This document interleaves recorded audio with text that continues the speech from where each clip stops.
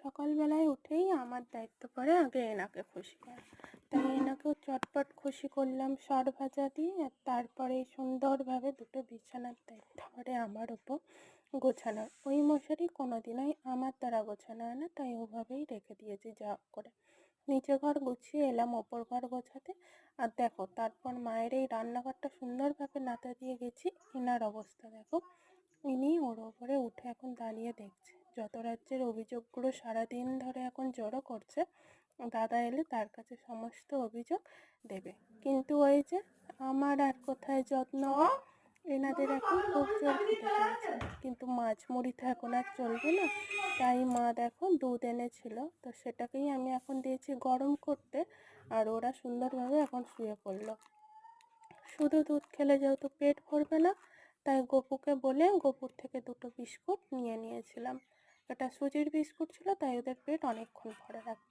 আর ওই যে আমার যত্ন, মায়ের রান্নাঘরের এই আদা আর লেবু গাছের, এটাকেই আমি রস বের করে নিয়েছি।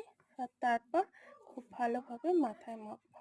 এই যে আমার খুশকি উকুনের মতো চুলকানো সব বন্ধ করবে, সাথে নতুন চুল গজাতেও খুব ভালো সাহায্য করবে।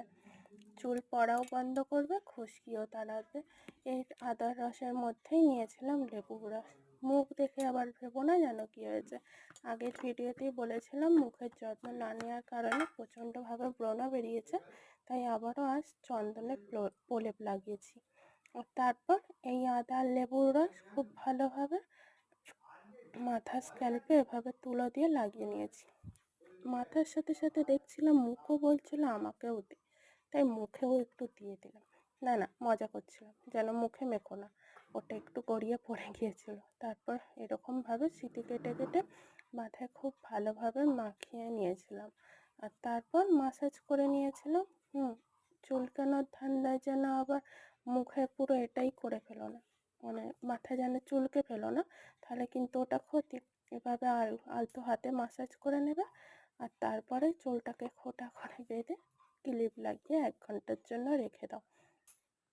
তারপর আর কি, এটাই হলো আমার ঘরোয়া টোটকা, মাথার সমস্ত খুশকি গায়েব। এইটা করতে অনেক দিন ধরে ভাবছিলাম করব, এই যে দেখলে তো ছানাপো না, এদের জন্যই সময় হয়ে ওঠে না, আজ করেই ছাড়লাম।